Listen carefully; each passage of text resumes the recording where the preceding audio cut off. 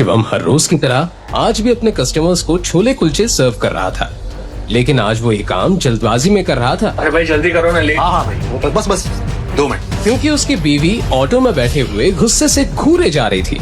शिवम का इंतजार करते करते दृष्टि के सब्र का बांध टूट गया था और वो उसके पास जाने के लिए ऑटो से निकली, लेकिन फिर वहीं रुक गई। एक छोले कुलचे बेचने वाले की वाइफ कहलाने में उसे शर्मिंदगी महसूस होती थी, इसलिए उसने शिवम को दूर से ही फोन पर कहा, हाँ बोलो। क्या कर रहे हो? इतना टाइम कौन लगाता है? जल्दी करो। तो बस वो मैं सोनू का इंतजार कर रहा हूँ ना, वो बस दुकान संभालने के लिए वो आता ही होगा। आगे आगे आगे आ जल्दी आ। दृष्टि परेशान तो थी, लेकिन वो इस बात से अनजान थी कि उसकी परेशानी और बढ़ने वाली थी। कार से सूट पहने एक रिच हैंडसम लड़का बाहर निकला, जिसे देखकर दृष्टि चौंक गई। दृष्टि, तुम यहाँ? अभय, तुम यहाँ क्या कर रहे हो? चले। ओ, तो ये है तुम्हारा सड़क पर ठेला लगाकर छोले कुलचे बेचने वाला पति। मुझे ना तुम पर बहुत दया है। कहाँ तुम अरबपतियों के खानदान नारंग्स की बेटी थी। जब तुम सड़क पे निकलती थी तो लोग तुम्हारे लिए रोड साफ किया करते थे, और आज देखो तुम इस सड़क छाप ठेले वाले का हाथ पकड़ के चल रही हो। बोल लिया तुमने? और कहाँ भाग गए थे तुम आज से 2 साल पहले? मैं भागा नहीं था, मैं अपने करियर के लिए यूएस गया था। ये बात तुम बहुत अच्छे से जानती थी कि मैं तुमसे बहुत प्यार करता था। दरअसल अभय दृष्टि का एक्स बॉयफ्रेंड है, जो उसे कॉलेज के दिनों में बेहद प्यार करता था। लेकिन तुमसे इंतजार नहीं हुआ, मेरे जाते ही तुमने इससे शादी कर ली। अभय की यूएस जाने के कुछ दिनों बाद उसे पता चला कि दृष्टि ने छोले कुलचे का ठेला चलाने वाले शिवम से शादी कर ली है। उस दिन से दृष्टि के लिए उसका प्यार नफरत में बदल गया। अरे मेरा रिप्लेसमेंट कम से कम मेरे टक्कर का तो देखती है। छोड़ो ये सब। तुमने ये नहीं पूछा कि मैं यहाँ इंडिया में अब क्या कर रहा हूँ? नहीं पूछ, क्योंकि मैं जानना ही नहीं चाहती। तुम्हें जानना चाहिए, क्योंकि मैं ये चाहता हूँ। हाथ छोड़ो मुझे। ये देखकर दृष्टि के साथ खड़े उसके पति शिवम का खून खौल उठा। मेरे बीवी का हाथ छोड़, तू लेकर बात कर। अब तू मुझे बताएगा कि मुझे क्या करना है? तू 2 कौड़ी के ठेले वाला, तुझे पता है मैं कौन हूँ? अभय कपूर। ग्लोबल पैराडाइज का नाम सुना तुम दोनों ने? एशिया की नंबर 1 मल्टीनेशनल कंपनी, मैं उसका एमडी यानी मैनेजिंग डायरेक्टर। क्या हुआ? झटका लगा? सोच रही हो ना कि काश 2 साल और इंतजार कर लिया होता तो इस ठेले वाले के साथ घूमना नहीं पड़ता। बकवास बंद करो अभय। तुम्हें पता भी है इन 2 सालों में मेरे साथ क्या हुआ है? Who cares? मुझे जानना भी नहीं है, और ये मगरमच्छ के आंसू टपकाने का कोई फायदा नहीं। अब ये ठेले वाला ही तुम्हारा पति है और यही तुम्हारी औकात है। जी भरकर दृष्टि को जलील करने के बाद अभय वहाँ से चला तो क्या, लेकिन उसने दृष्टि के दिल को चोटिल कर दिया था। दृष्टि को इमोशनल देखकर शिवम उसे संभालना चाहता था, लेकिन दृष्टि थी जो उसे करीब भी आने नहीं देती थी। पर आज शिवम के मन को एक बात खाए जा रही थी। दृष्टि, क्या तुम आज भी वैसे प्यार करती? आज तो तुमने पूछ लिया, मगर अगली बार अपनी औकात में रहकर मुझसे कोई सवाल पूछना। मैं तुम्हें सिर्फ और सिर्फ अपने दादाजी की वजह से झेल रही हूँ। अगर मेरे हाथ में होता ना तो 1 मिनट में तुम्हें अपनी जिंदगी से निकालकर बाहर फेंक देती। चुप हो जाओ, एक शब्द मत निकालना अपनी जुबान से। तुम्हारी वजह से मेरी ये हालत है कि मैं 1-1 रुपए के लिए तरस रही हूँ, वरना नारंग मेंशन में क्या क्या ऐशो आराम नहीं थे मेरे लिए। ये सुनकर शिवम चुप हो गया और उसने मन ही मन अपने आप से कहा, तुम फिक्र मत करो दृष्टि, जिस दिन मेरी असली सच्चाई सारी दुनिया के सामने आएगी, उस दिन सबके पैरों तले जमीन खिसक जाएगी। तब मैं दुनिया के सारे ऐशो आराम तो क्या, सारे चांद तारे भी तुम्हारे कदमों में बिछा दूंगा। ये मेरा वादा है। शादी के 1 हफ्ते बाद भवानी नारंग की मृत्यु हो गई। पूरे परिवार को बड़ा झटका लगा। नारंग परिवार में शिवम को भवानी नारंग के सिवाय कोई पसंद नहीं करता था। वो चुपचाप खड़ा सब कुछ देख रहा था। भवानी नारंग के मरते ही घर में झगड़े शुरू हो गए और इसी के साथ दृष्टि के माता पिता को नारंग खानदान के बिजनेस और प्रॉपर्टी दोनों से बेदखल कर दिया गया। शिवम को बुरा तो लग रहा था, लेकिन वो कुछ कर नहीं पा रहा था। इस हादसे के बाद दृष्टि अपने पिता की छोटी सी फैक्ट्री चलाने लगी, पर शादी के 2 साल बीत जाने के बावजूद दृष्टि ने आज तक शिवम को अपना पति नहीं स्वीकारा था। वहीं अभय अपनी आलीशान डाइनिंग टेबल पर ब्रेकफास्ट कर रहा था। तभी अचानक उसका फोन बजा। उसने कॉल रिसीव किया और किसी से बात करते हुए गुस्से से चिल्ला उठा, What the hell? मेरे बैंक अकाउंट और कार्ड कैसे ब्लॉक हो सकते हैं? तुम्हें पता है आज मुझे कितनी इंपॉर्टेंट डील क्रैक करनी थी और कंपनी के एसेट्स के लिए मुझे इन्वेस्टमेंट करना था। तुम्हारे बेकार सिस्टम की वजह से ना सब खराब हो गया। नाउ यू टेल मी कि अब क्या किया जाए। सर, आपको हुई असुविधा के लिए हमें खेद है। हमें ये इश्यू रिजॉल्व करने की कोशिश करते हैं। मुझे कुछ भी नहीं सुनना है। कल तक अगर ये सब ठीक नहीं हुआ ना तो मुझसे बुरा कोई भी नहीं होगा। ये बोलकर अभय ने गुस्से में फोन काट दिया। यस यस मिस्टर प्रदीप, मैं बस पहुंच ही गई हूँ। हाँ, लिफ्ट के बाहर ही हूँ। यस यस, हाँ, I will see you. God,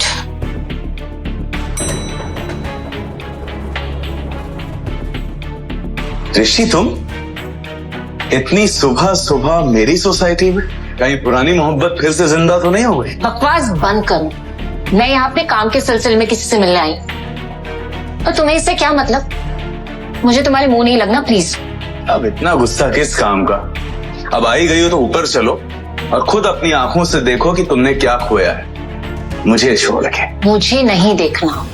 अरे चलो दृष्टि, मैं तुम्हें अपना आलीशान फ्लैट दिखाता हूँ। चलो चलो चलो। क्या? अरे नहीं देखना। मिस्टर अभय,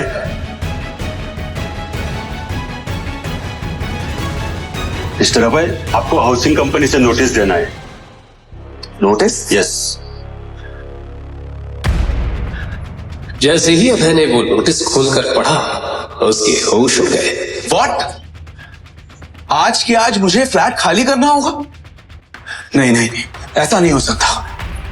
जरूर ये कोई फॉल्स नोटिस है। मुझे अभी ऑफिस जाके पता करना होगा। कहीं नजर तो नहीं लग गई तुम्हारे फ्लैट को मेरी? ओ शराब दृष्टि, मेरे लिए तुम्हारी औकात एक चींटी जितनी भी नहीं है। अब मुझे धमकी बाद में देना मिस्टर अभय। पहले जाओ और अपना आलीशान फ्लैट बचाओ जो तुम्हें तुम्हारी कंपनी ने दिया था और अब तुमसे छीनने वाली है। तुम्हें तो मैं ना। बाय, मेरी लिफ्ट आ गई। कुछ ही देर बाद जैसे ही अभय अपने ऑफिस पहुंचा, उसने देखा कि उसकी कैबिन में उसकी टेबल के ऊपर एक लेटर पड़ा था। जैसे ही अभय ने वो लेटर पढ़ा, उसके पैरों तले जमीन खिसक गई। ये उसका टर्मिनेशन लेटर था जो डायरेक्ट कंपनी के सीईओ से आया था। Termination letter? वो भी मुझे? वेट, ऐसा नहीं हो सकता। और मैं तो कभी कंपनी के मालिक से मिला भी नहीं हूं, तो मैंने उनके साथ बदतमीजी कब की? लेटर में लिखे टर्मिनेशन का रीजन पढ़कर अभय का दिमाग ही हिल गया। गुस्से से भरा अभय वो लेटर लेकर सीईओ के पास पहुंचा। मिस्टर अमन, मुझे आपसे बात करनी है। अभय, हाँ बोलो। आपने टर्मिनेशन लेटर क्यों भेजा? जिस शख्स से मैं आज तक मिला नहीं हूं, मैं उनकी बेइज्जती क्यों करूंगा? मिस्टर अभय, आप उस शख्स से मिल भी चुके हैं और आपने उनकी बेइज्जती भी की है। और अगर आपको ये बात झूठ लग रही है तो सर आज ऑफिस आए हैं, आप सामने उनके केबिन में जाकर उनसे मिल सकते हैं। ये बोलकर जैसे ही अभय कंपनी के ओनर के कैबिन में गया, सर, मैं आए? सर, मेरा नाम अभय है। मैं आपकी कंपनी का मैनेजिंग डायरेक्टर हूं। वो नहीं। शिवम को देखकर अभय के होश उड़ गए। शिवम, तू? तेरी हिम्मत कैसे ही ओनर के केबिन में घुसने की? और तू उनकी कुर्सी में बैठा है? भिखारी कहीं का। सिक्योरिटी आ ही जाएगी मुझे बाहर निकालने के लिए। एमडी साहब। बॉस, तुम लोगों का दिमाग खराब है क्या? ये 2 कौड़ी का आदमी सड़क पर ठेला लगाता है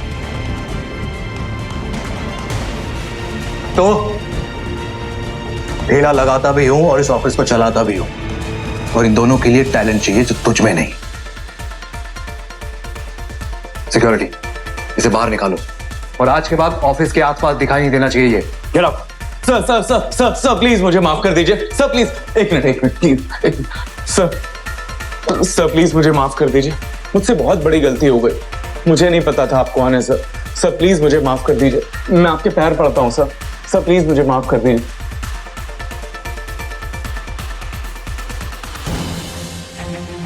इंसान की पहचान उसकी औकात से होती है, यही कहा था ना तूने मेरी बीवी को।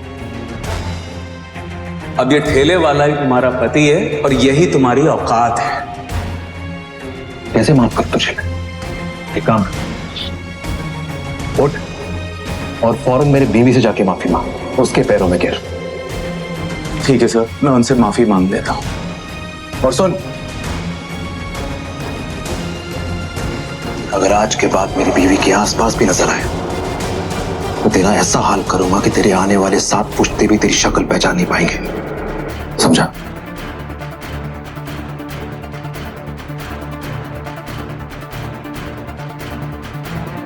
और हाँ, एक और बात,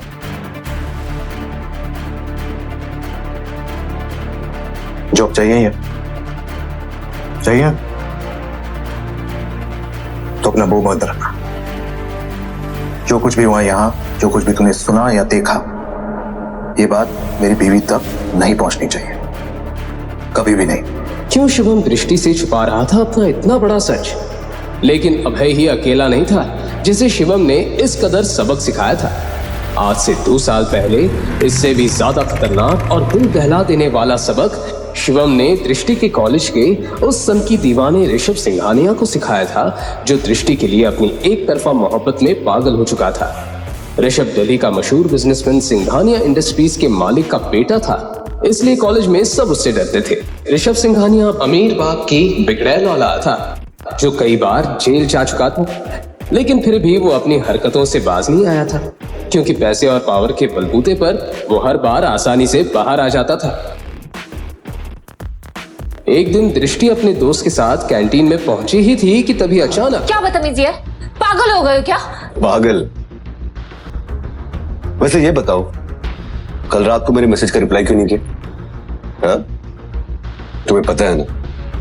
तुम्हें समझ में नहीं आता, मैं तुमसे प्यार नहीं करती हूँ, मैं सिर्फ और सिर्फ अभय से प्यार करती हूँ। ओह माय गॉड, लगता है तुम्हें पता नहीं है। तुम्हारा वो बेवफा आशिक तुम्हें छोड़ के कल रात को यूएस जा चुका है। What? दिमाग खराब हो गया क्या तुम्हारा? अभय मुझे छोड़कर कहीं नहीं जा सकता, समझे? मैंने उसे मना कर दिया था वहां जाने से। दृष्टि ने देखा कि अभय ने उसे मैसेज किया था कि वो यूएस जा रहा है, जो दृष्टि ने पढ़ा नहीं था। दृष्टि को अपनी आंखों पर यकीन नहीं हुआ कि अभय उसे बिना मिले कैसे जा सकता है, और उसने अभय को फोन लगाया। आप जिस नंबर से संपर्क करना चाहते हैं वो इस वक्त उपलब्ध नहीं है। बड़ी भोली हो तुम, जाने मन बहुत बड़ी गलतफहमी हो गई है तुम्हें। जिस अभय की तुम गुणगान गा रही हो ना, वो तुम्हें दूध में पड़ी मक्खी के तरह निकाल कर यूएस जा चुका है। अरे उसे भी सक्सेस चाहिए था लाइफ में, बहुत सारा पैसा चाहिए था उसे। कब तक तुम्हारे साथ टाइम पास करता? उस गरीब की फूटी किस्मत में किसी की निगाह पड़ी होगी और बहुत बड़ा मौका दे दिया होगा तो गया। ऋषभ की बातें दृष्टि को तीर की तरह चुभ रही थी। खैर छोड़ो, मैं तुमसे आज ही शादी करने को तैयार हूं। दृष्टि ने उसे एक जोर से थप्पड़ जड़ दिया। कैंटीन के सभी लोगों के सामने ऋषभ की पहली बार इतनी बेइज्जती हुई थी। मैं तुमसे प्यार नहीं करती, और खबरदार जो मुझे छूने की कोशिश भी की ना तुम। बहुत अकड़ है ना तुझमें, दृष्टि नारंग। मैं तेरा वो हाल करूंगा ना कि तू अपना ये खूबसूरत शक्ल किसी को दिखाने के लायक नहीं रहेगी। ये चाटा जो तूने मुझे मारा है, इसकी बहुत भारी कीमत चुकानी पड़ेगी। और तेरी ये अकड़ अपने जूते के नीचे कुचल ना दी ना मैंने, तो मेरा भी नाम ऋषभ सिंघानिया नहीं।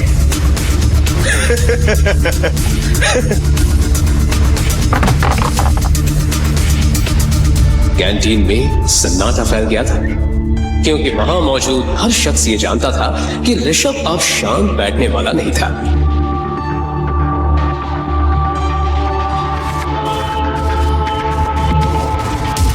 आखिर ऐसा क्या करने वाला था ऋषभ? क्या ऋषभ दृष्टि के खिलाफ कोई षड्यंत्र रचने वाला था?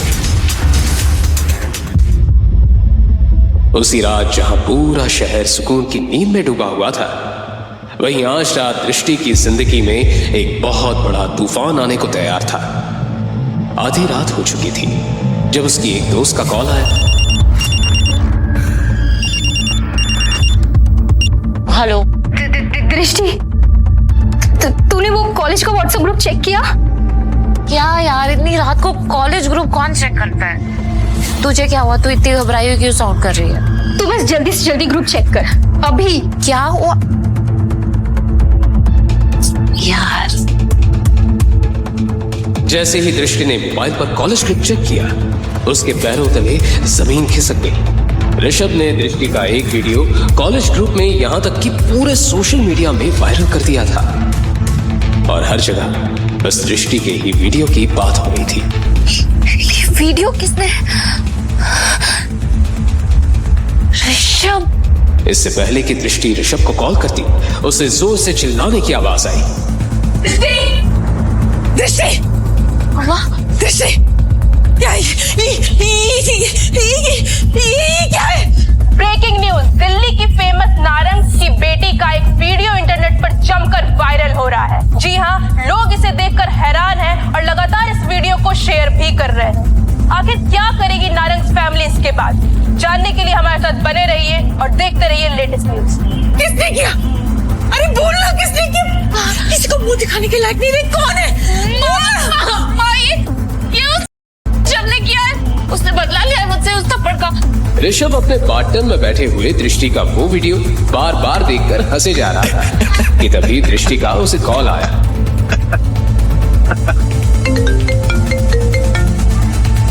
ऋषभ, तुमने क्या किया ये कॉलेज ग्रुप पे? तो तुम्हें देख लिया। तो बताओ कैसा लगा मेरा सरप्राइज? फाइनली तुम्हारा कॉल आ ही गया। पता है कितनी बेताबी से मैं तुम्हारा इस कॉल का इंतजार करता था। मुझे यकीन था कि मेरी दृष्टि मुझे जरूर फोन करेगी, मगर नहीं, तुम्हें तो मेरी कदर ही नहीं। अब इश्क का जुनून हद से बढ़ चुका है माय डार्लिंग। Shut up! तुम ये सब कैसे कर सकते हो? मैं ऋषभ सिंघानिया, मैं वो सब कुछ कर सकता हूँ जो तुम कभी सोच भी नहीं सकती। अभी वक्त है, शादी कर लो मुझसे। लिसन, तुम अगर दुनिया के आखिरी लड़के भी होगे ना, तो भी मैं तुमसे शादी कभी नहीं करूंगी। दृष्टि की ये बात सुनकर ऋषभ जोर जोर से हंसने लगा। वहीं दूसरी तरफ उसकी मां का रो रो कर बुरा हाल हो रहा था।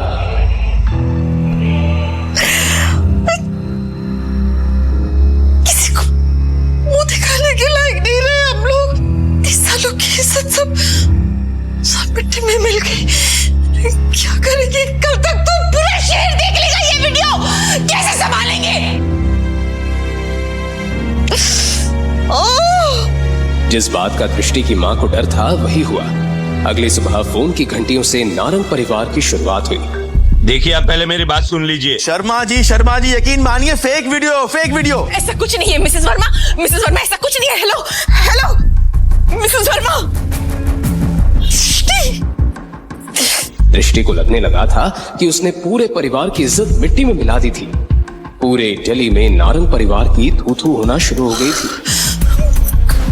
कौन करेगा इससे शादी? अब मुझे बहुत टेंशन हो रही है। सब हम पर थूक रहे हैं। कैसे होगी इसकी शादी? एक लड़का है, हाँ, एक लड़का है जो अभी भी दृष्टि से शादी करना चाहता है। दृष्टि के दादाजी भवानी नारंग की ये बात सुनकर सब चौंक गए। शिवम,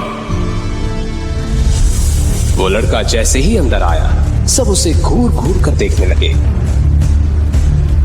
दिखने में बिल्कुल साधारण से उस लड़के ने ढंग के कपड़े भी नहीं पहने थे। उसको देखकर कोई भी अंदाजा लगा सकता था कि वो एक गरीब लड़का है। ये शिवम है, दृष्टि से शादी करने के लिए तैयार है। लेकिन पिताजी, ये लड़का है कौन? क्या करता है? किस खानदान से है ये? तुम्हारी बेटी के साथ जो कुछ भी हुआ उसके बाद भी इस लड़के से इसके खानदान के बारे में पूछ रही हो? शिवम अनाथ है और छोले कुलचे बेचता है। हाँ, गरीब जरूर है लेकिन मेहनती और ईमानदार लड़का है। मुझे सिर्फ उम्मीद ही नहीं, पूरा भरोसा है कि जिंदगी भर दृष्टि को खुश रखेगा।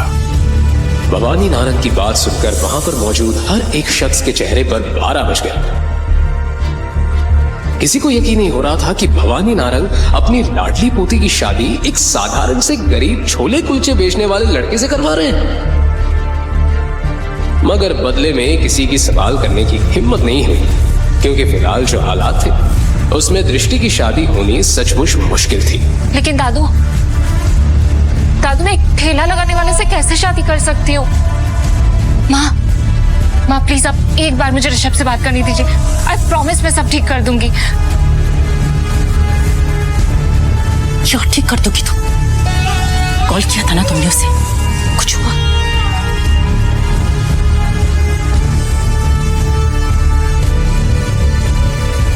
दृष्टि, अब इस लड़के से शादी करने के अलावा तुम्हारे पास और कोई दूसरा ऑप्शन नहीं है। इन्हीं मजबूरियों के बीच नारंग परिवार ने अपनी बेटी की शादी आखिर एक गरीब लड़के से करा दी और दृष्टि को ना चाहते हुए भी शिवम को अपना पति बनाना पड़ा। वहीं शादी की रात जब दृष्टि अपने कमरे में थी तभी शिवम अचानक कमरे में आया और उसने देखा कि दृष्टि बहुत परेशान थी। क्या हुआ दृष्टि? तुम परेशान लग रही हो? देखो, मुझे तुमसे कोई बात नहीं करनी। भले हम पति पत्नी जरूर बन गए हैं, लेकिन हमारे बीच ऐसा कोई रिश्ता नहीं होगा। तुम अपनी प्रॉब्लम मुझसे शेयर कर सकती हो सकता है मैं कुछ हेल्प कर दूं। तुम मेरी हेल्प करोगे? यस। हैसियत देखिए तुमने अपनी। तुम मेरी कोई हेल्प नहीं कर सकते, समझे तुम? एक तो पहले ऋषभ और अब तुम। गुस्से में दृष्टि ने अपना सारा गुस्सा शिवम पर निकाल दिया।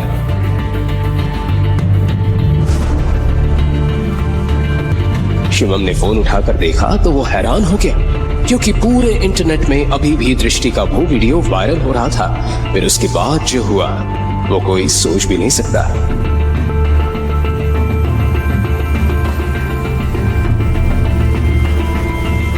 हेलो, हाँ बोल मेरे भाई। सर वो वीडियो अचानक से गायब हो गया और आपके खिलाफ किसी ने रिपोर्ट भी लिखवाई है। What nonsense? मेरे खिलाफ रिपोर्ट लिखवाने की हिम्मत किसकी हुई? जो भी है बहुत खतरनाक है। उसने आपके सारे अकाउंट्स को ब्लैकलिस्ट करवा दिया है। उस आदमी की बात सुनकर ऋषभ के पसीने छूट गए। उसने तुरंत अपने पापा को कॉल लगाया तो उसे पता चला कि वो लोग बर्बाद हो चुके हैं। डैड, हमारे बैंक अकाउंट सीज हो चुके हैं।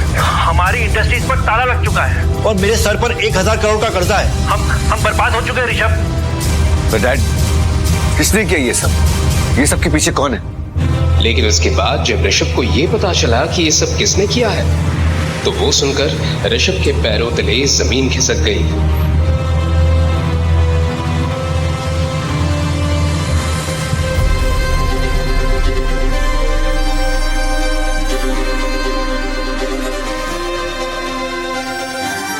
वहीं दूसरी तरफ दृष्टि ने जैसे ही अपना फोन उठाकर देखा तो उसे पता चला कि उसका वायरल वीडियो पूरे इंटरनेट से गायब हो चुका है। लेकिन ये सब किया किसने? इससे पहले कि दृष्टि इस बात का पता लगाने की कोशिश करती, अचानक डोरबेल बजी। उसने दरवाजा खोलकर देखा तो सामने ऋषभ खड़ा था। ऋषभ, तुम यहाँ क्या कर रहे हो? देखो, अब और तमाशा क्रिएट करने की कोई जरूरत नहीं है। तुम पहले ही मेरी जिंदगी में तमाशा क्रिएट कर चुके हो और अगर यहाँ किसी ने तुम्हें देख लिया ना तो प्लीज। आई एम सॉरी दृष्टि, आई एम सॉरी। मुझे नहीं पता था कि वो लड़का इतना पावरफुल है। मैं तुम्हारे सामने हाथ जोड़ के माफी मांगता हूँ। प्लीज मुझे माफ कर दो। तुम क्या बोल रहे हो? मुझे कुछ समझ में नहीं आ रहा। तुम्हारा वाला वीडियो ना इंटरनेट से हट गया, लेकिन साथ ही साथ मैं भी बर्बाद हो गई। मेरी पूरी की पूरी फैमिली सड़क पे आ गई है। ये जिसने भी किया ना ये सब, वो तुम्हारे घर में। हमारे घर में? हमारे घर में ऐसा कौन हो सकता है?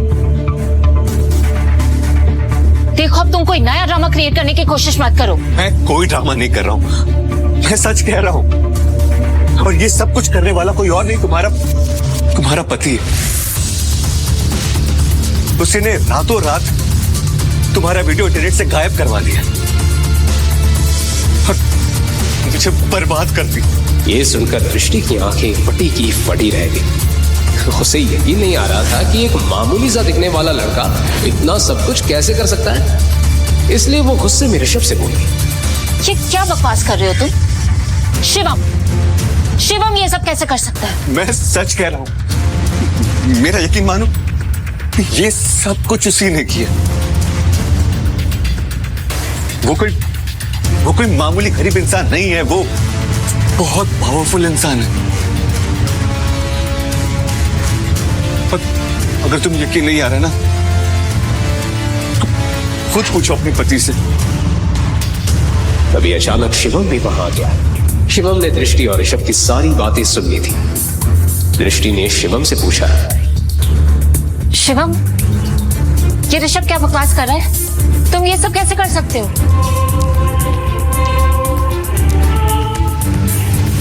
लेकिन बदले में शिवम ने कोई जवाब नहीं दिया और उसके चेहरे पर एक हल्की सी मुस्कुराहट फैल गई। बोलो,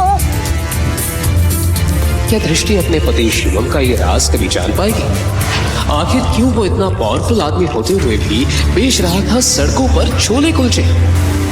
अभी तक आपने जो भी सुना वो तो सिर्फ ट्रेलर है। शिवम का असली राज तो कुछ और है, जिसके लिए उसने दृष्टि से शादी की थी। और इसके बाद जो हुआ उसे सुनकर आपके रोंगटे खड़े हो जाएंगे। तो अगर आपको भी जानना है इस कहानी का हैरत अंगेज सच, आगे की कहानी जानने के लिए देखिए अगला एपिसोड सिर्फ पॉकेट एफएम के यूट्यूब चैनल पर। और शिवम द हिडन वॉरियर के सारे एपिसोड्स को सुनने के लिए डिस्क्रिप्शन में दी लिंक से डाउनलोड करें पॉकेट एफएम ऐप।